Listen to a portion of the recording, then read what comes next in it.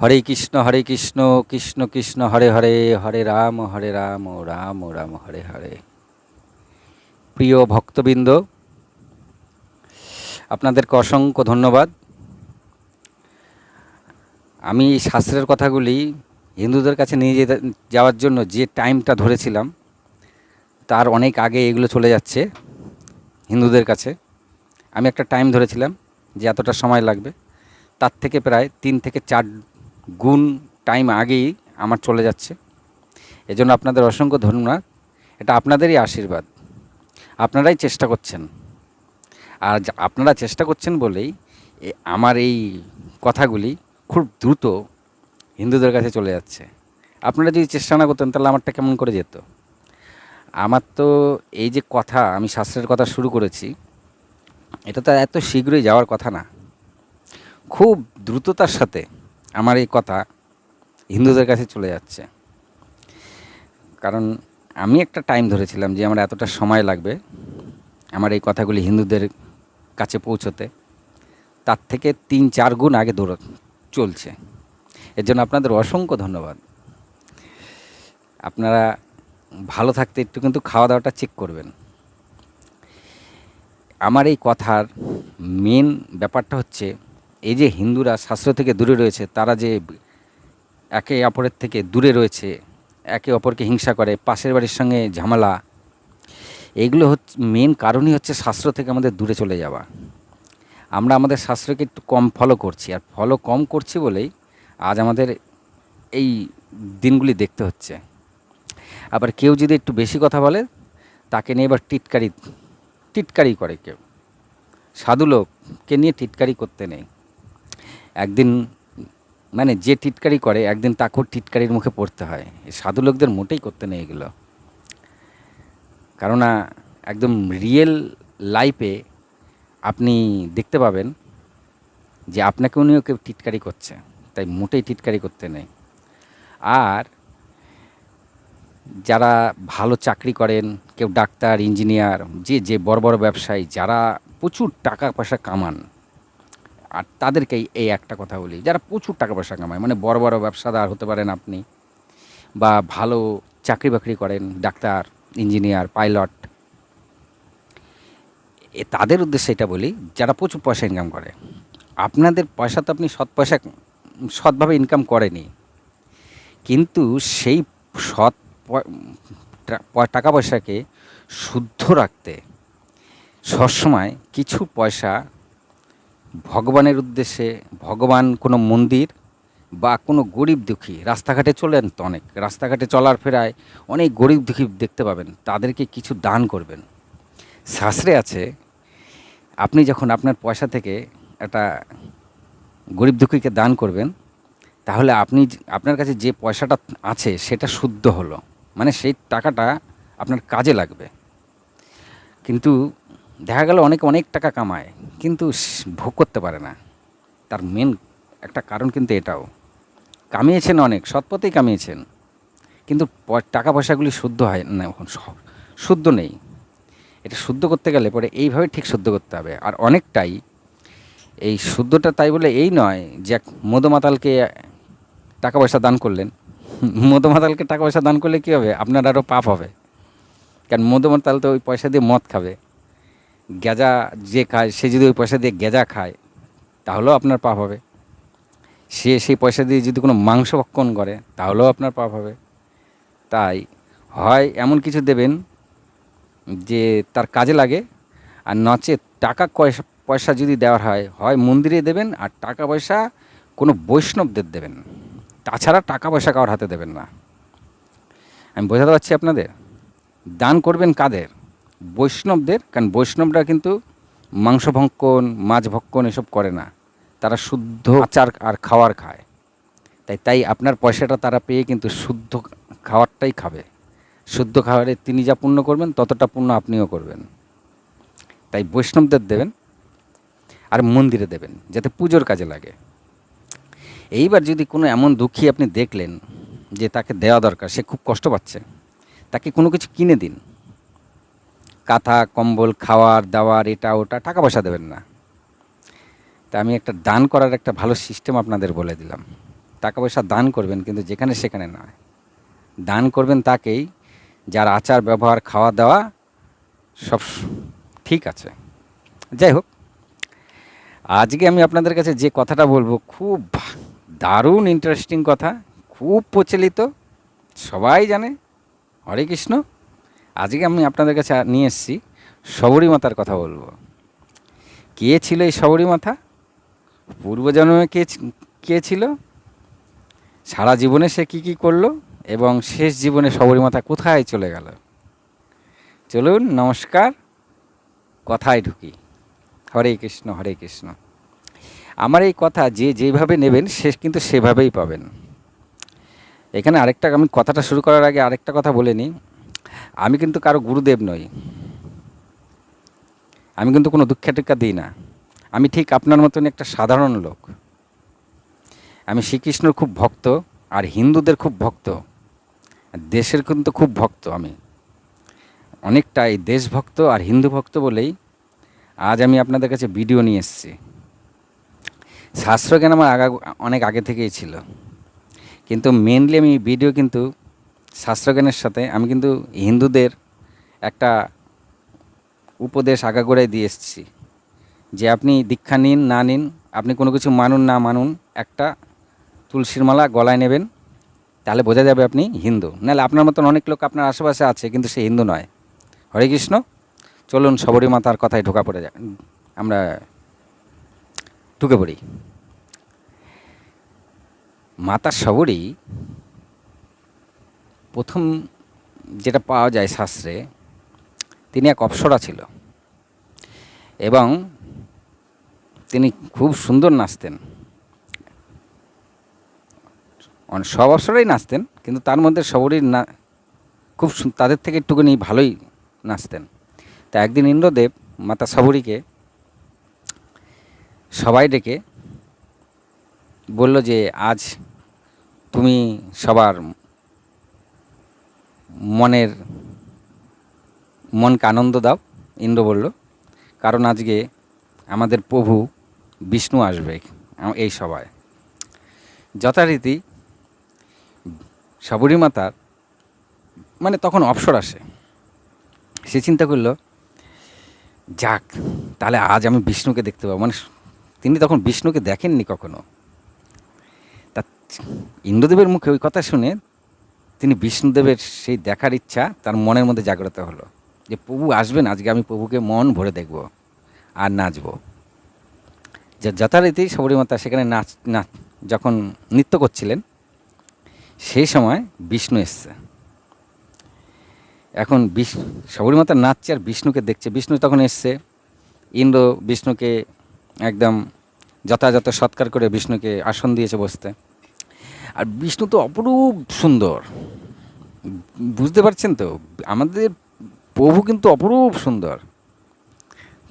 তিনি নিজেকে নিজেই দেখে একদিন নিজেই ভাবছিলেন আমাদের প্রভু যে আমাকে দেখে সবাই এরকম মোহিত হয়ে যায় কেন, কি আছে আমার মধ্যে? আমাদের প্রভু কিন্তু নিজেকে নিজেই দেখে একবার ভাবছে যে সবাই আমাকে দেখে মোহিত হয়ে যায়, তার মানে আমার মধ্যে কি আছে, দেখি তো আমার মধ্যে কি আছে। তা প্রভু নিজেকে দেখতে গিয়েই কিন্তু আমাদের রাধারানীর সৃষ্টি হয়। এর ভেতরকার যে কথাগুলি আছে সেগুলো আমি একদিন অন্য একটা গল্পের মাধ্যমে বলবো। তা প্রভু তো অপূর্ব দেখতে সুন্দর। শবরী মাতা ওই প্রভুকে দেখতে দেখতেই তার নাচ যে কখন তিনি থামিয়ে দিয়েছেন তিনি নিজেই জানেন না।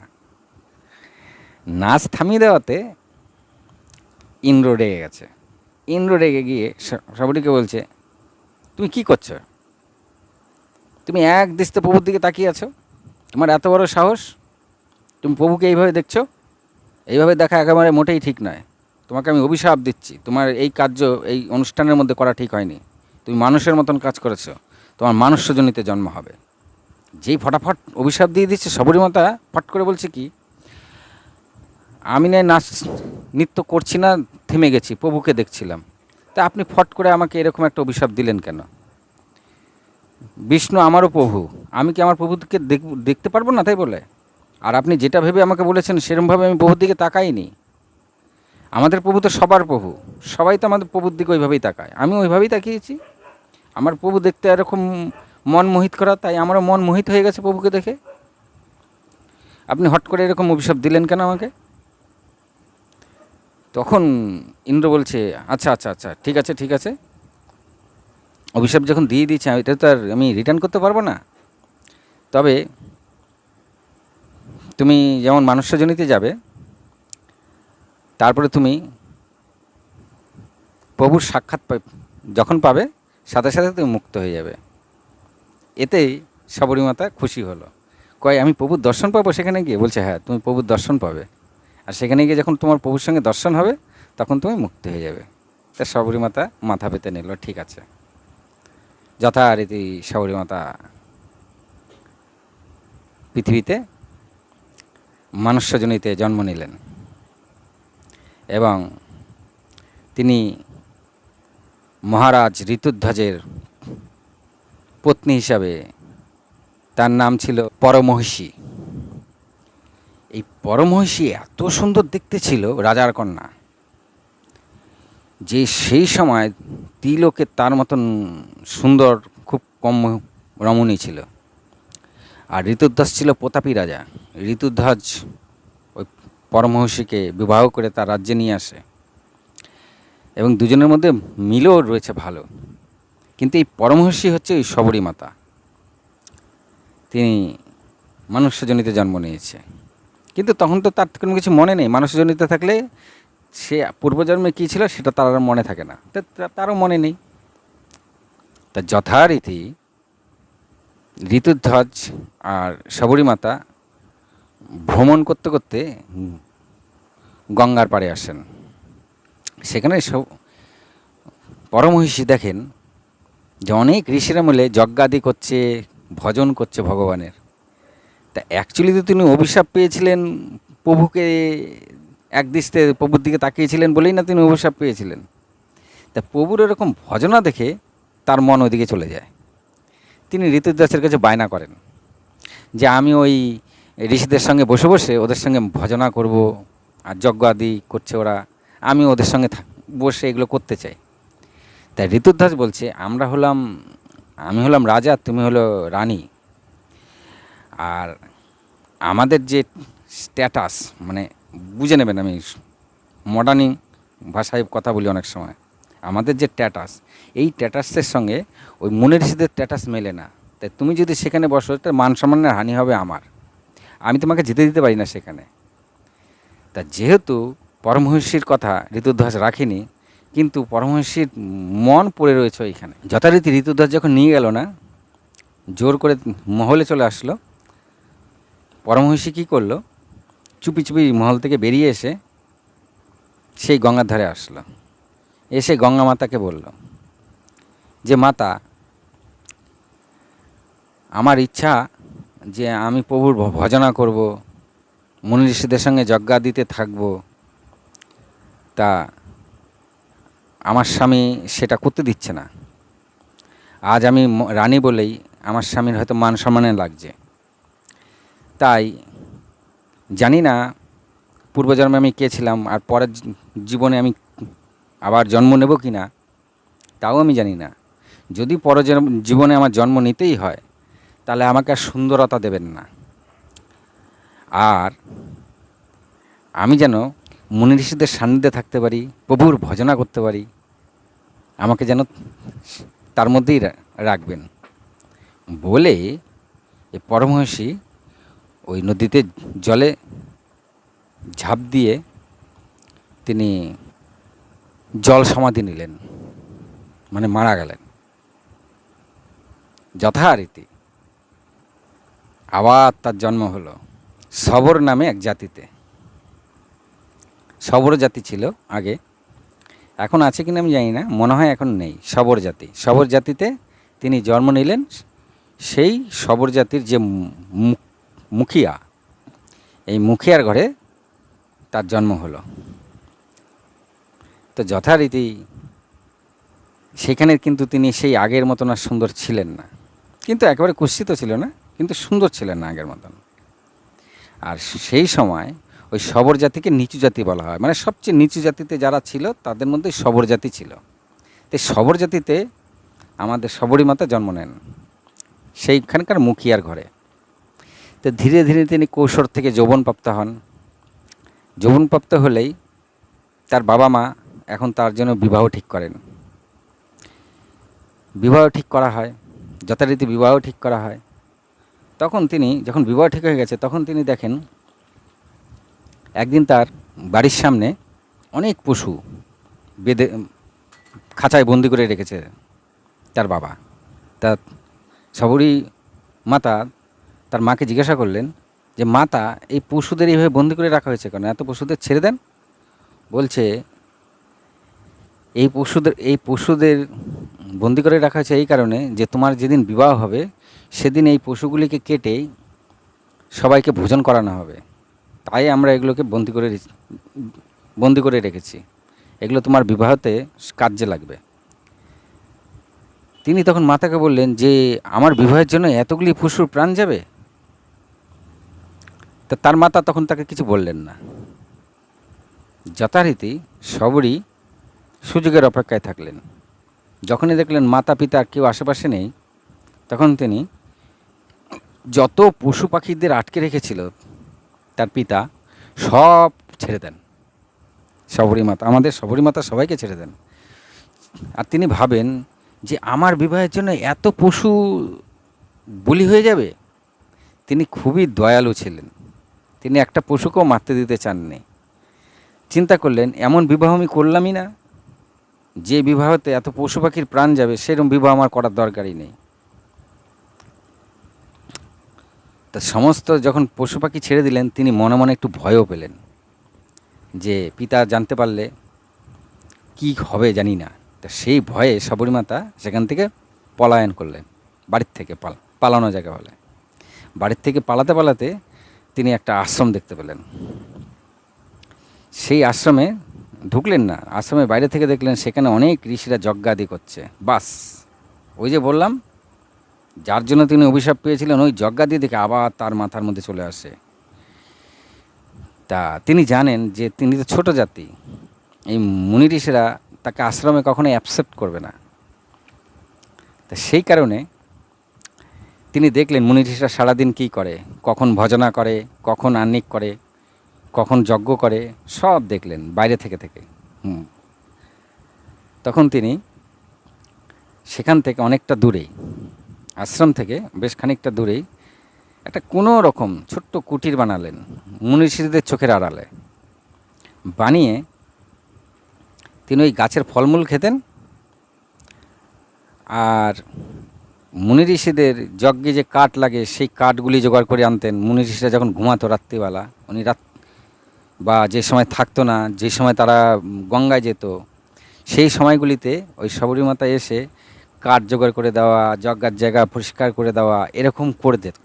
মানে আশ্রমে ফুল তুলে রেডি রাখা, ফল এনে রাখা, এগুলো করতেন। তো এরকম অনেক দিন ধরেই করছিলেন। আর ঋষিরা ভাবছিল এই কি, এই জায়গাকে এত সুন্দরভাবে কে পরিষ্কার করলো, এই ফল কে রেখে গেল, এই ফুল কে রেখে গেল, এই জায়গাটা কে লিপে দিয়ে গেল, এই আশ্রমটা আজকে কে ঝাড় দিয়ে গেল, এই কাঠগুলি যজ্ঞের জন্য কে রেডি করে দিয়ে গেল। অনেক দিন ধরে চলছে এরকম। তা একদিন সবাই মিলে ঠিক করলো আজকে তারা ধরবেন যে কে করে। তারা কি করলেন, কেউ ঘুমালেন না, একদিন সব জেগে থাকলেন। হ্যাঁ, যখন শবরী মাতা দেখলো সব ঘুমিয়ে পড়েছে, শবরী মাতা টুক করে এসে তিনি যে কাঠকুটগুলি নিয়েছিলেন সেগুলো সুন্দর করে গুছিয়ে গুছিয়ে রাখলেন, ঝাড় দিচ্ছেন। তখন সব ঋষিরা এসে তাকে চেপে ধরে। এতে ধরাকে শবরী মাতা করে গাবড়ে যায়। তখন মুনি ঋষা বলে আমরা অনেক দিন ধরেই দেখছি যে আমাদের কার্য যেন কেউ করে দিয়ে যাচ্ছে, সব জায়গা পরিষ্কার পরিচ্ছন্ন চকচক করছে। তা তুমি কে? আর এইখানে তো কখনো তোমাকে দেখিনি, আর অনেক দিন ধরেই তো তুমি এগুলো করে যাচ্ছ। তখন শবরী বলে আমি শবরী।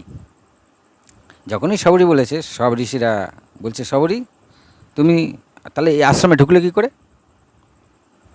আর এগুলো করছো কেন, তোমার তো এগুলো করা ঠিক না। মানে শবরী নিচু জাতি, তারা কেন মুনি ঋষিদের এসব কাজ করবে?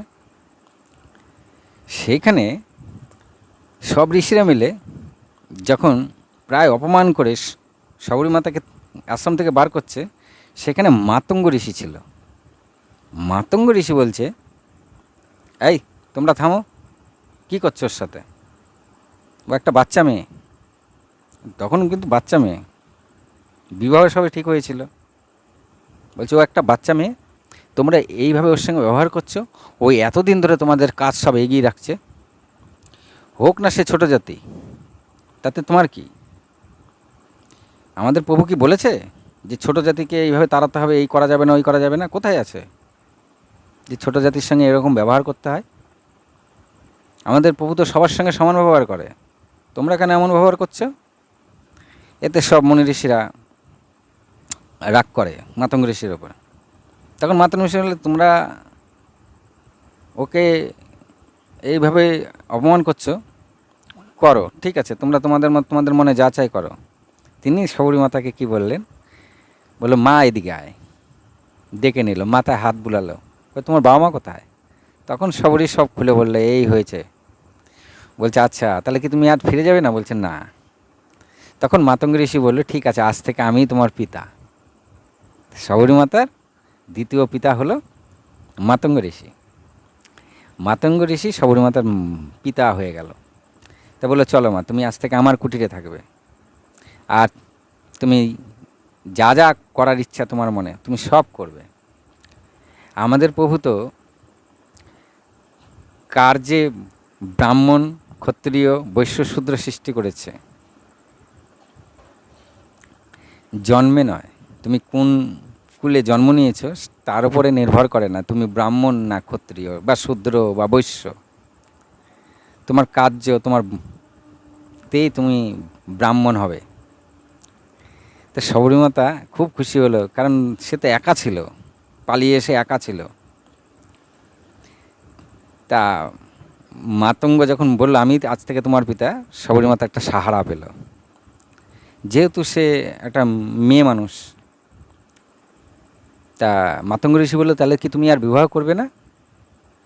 তা শবরী মাতা বলল, না, যে বিবাহতে প্রচুর প্রাণী হত্যা হয় সে বিবাহ করা আমি আর কোনোদিনই করব না বিবাহ। মাতঙ্গ ঋষি তাকে শাস্ত্রজ্ঞান দিতে থাকলেন, ডেলি অল্প অল্প অল্প করে শাস্ত্রজ্ঞান দিতেন শবরী মাতাকে।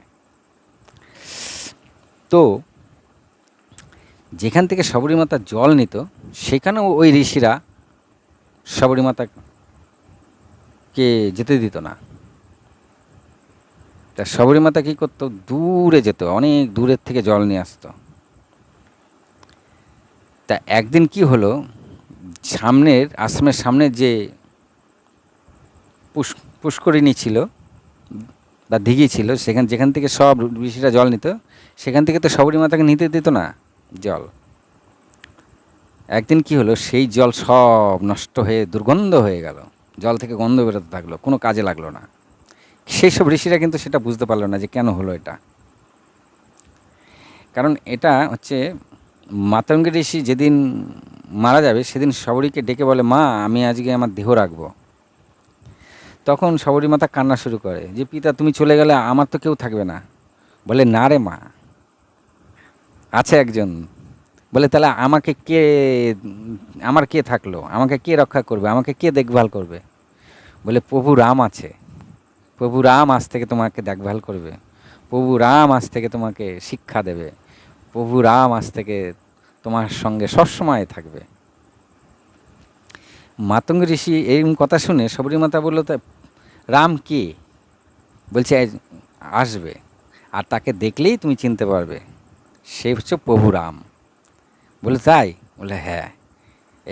এইসব বলে মাতঙ্গ ঋষি যখন মারা গেল, শবরী মাতা একা হয়ে গেল, আর মনে মনে চিন্তা করতে থাকলো, রাম আসবে, রাম আসবে। তাই কি করতো, তিনি কবে রাম আসবে সেটা তো জানতো না। তিনি ডেলি ফল এদিক ওদিক থেকে জোগাড় করতো, ফুল জোগাড় করতো, ভালো করে লিপতো আশ্রম, লিপে সেই আশ্রমে আসার পথে ফুল ছিটিয়ে রাখতো, ফল রাখতো, আবার মাঝে মাঝে নিজে খেয়ে দেখতো কোন ফলটা টক, এরকমভাবে ডেলি তাই করতো। আর প্রভু রামের রাম আসবে এই আশায় তার দিন সারাদিন জপত, রাম আসবে এইভাবে তিনি জপতে থাকতো। তো এইটার হওয়ার পরে মানে মাতঙ্গী ঋষি মারা যায়, তারপরে শবরীমাতা রামের অপেক্ষা করতে থাকে। আর মাতঙ্গী ঋষি যতদিন ছিল ততদিন ওই দিঘির জল নিতে দিয়েছিল। মাতঙ্গী ঋষি মরে যাওয়ার পরে ওই ঋষিরা তাকে জল নিতে দিত না, তখন সে অনেক দূর থেকে জল নিয়ে আসতো। আর তারা যেখান থেকে জল নিত সেই জল নষ্ট হয়ে গেছিলো, সম্পূর্ণ গন্ধ হয়ে গেছিলো, দুর্গন্ধ। তা যাই হোক, তা একদিন প্রভু রাম এসেই পড়লেন শবরীমাতার আশ্রমে। তা শবরীমাতার আশ্রমে এসে যখনই আসছে, দূর থেকেই শবরীমাতা প্রভু রামকে দেখে চিনে গেছে যে এই তো মনে হয় রাম, কারণ রামের চেহারাই ছিল এরকম। প্রভুর চেহারা দেখলেই পছন্দ হয়ে যাবে, মনমোহিত আমাদের প্রভুর রূপ। যে দেখবে মন দিয়ে দেখতে হবে, চোখ দিয়ে নয়। তুমি চোখ দিয়ে যে সাকার দৃষ্টি দেখছো সেটা দিয়ে দেখলে কখনোই প্রভুর আসল রূপ তোমার মনের মধ্যে আসবে না। বোঝাতে পারলাম ভক্তদের? তুমি যদি চোখ দিয়ে প্রভুকে দেখতে চাও তাহলে সেই রূপ কখনোই আসবে না, তুমি মন দিয়ে দেখো প্রভুকে, তাহলেই মনের মধ্যে প্রভু দেখা দেবে তোমাকে। আর প্রভুর রূপ হচ্ছে মনমোহিত রূপ। তিনি তো মোহিনী রূপও নিয়েছিল, তা দেখে সব দেবতারা সব দেবতারা রাক্ষসরা তো হয়েছিল, সমস্ত দেবতারাও তার রূপ দেখে মোহিত হয়ে গেছিল, যার জন্যই তার নাম মোহিনী। মোহিনী অপ্সরা হয়েছিল, মোহিনী অপ্সরা। তা যাই হোক, প্রভু রামকে দেখে শবরীমাতা চিনে গেছে। তখন শবরীমাতা কি বয়স হয়ে গেছে, বহুকাল চলে গেছে। আর তিনি ওই ডেলি একই কাজ করতেন, রাম আসবে ডেলি তিনি লিখতেন, ডেলি তিনি ফুল ছিটাতেন, আর ডেলি তিনি ফল চেক করে দেখতেন। তা রাম তো এসে গেছে যথারীতি। তা রামকে দেখে তো শবরীমাতা চিনে গেছে যে এই প্রভু রাম। তা তিনি রামকে নিয়ে এসে, রাম লক্ষ্মণ দুজনকে নিয়ে এসে সুন্দর করে বসালেন আসন করে। বসিয়ে শবরীমাতা ঘরের থেকে খাওয়া ফল নিয়ে এসছে।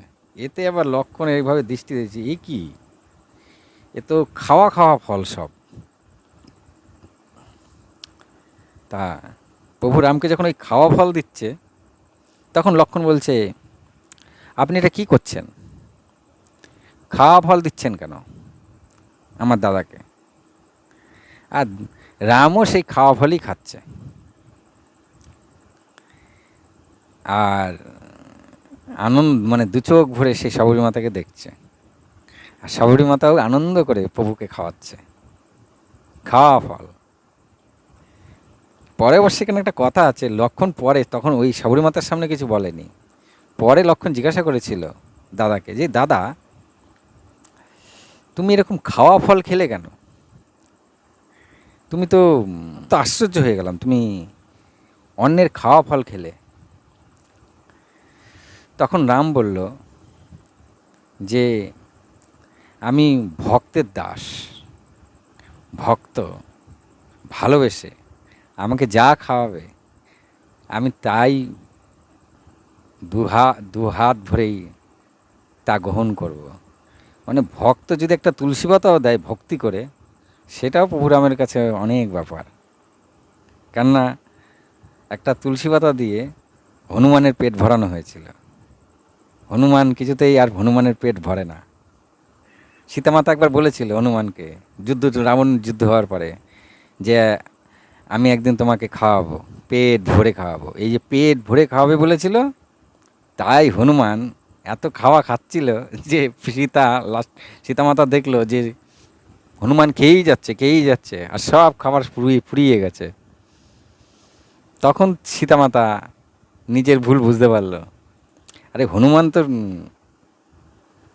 আমাদের দেবাদিদেব মহাদেবের অবতার, আমাদের প্রভু রাম জানে।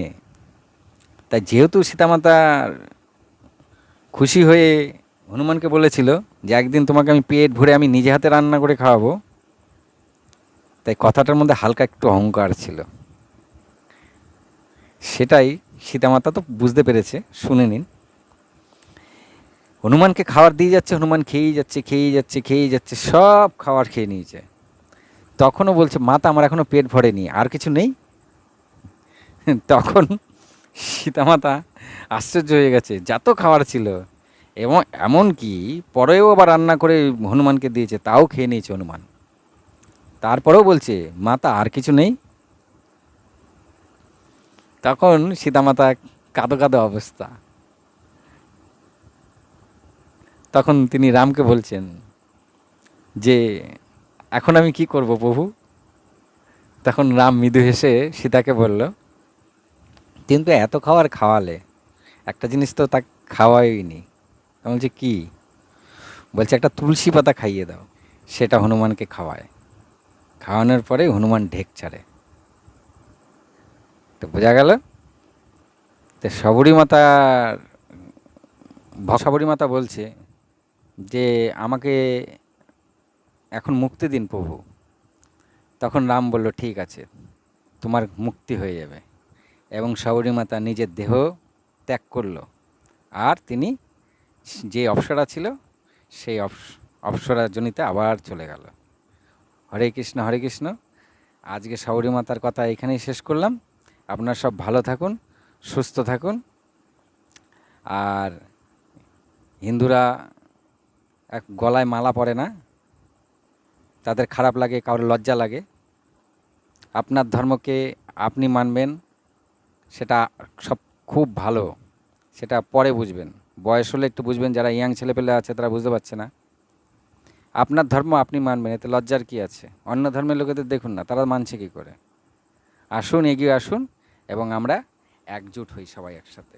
5 আঙ্গুল এক জায়গায় করি, আশেপাশের লোকের সঙ্গে ডেকে ডেকে বাড়িতে এনে চা খাওয়ান, এটা খাওয়ান, ওটা খাওয়ান, ভালো সম্পর্ক তৈরি করুন। এই সংসার আর এই পরিবেশ আপনার থেকে সুখী আর কেউ হবে না। হরে কৃষ্ণ, হরে কৃষ্ণ, হরে কৃষ্ণ।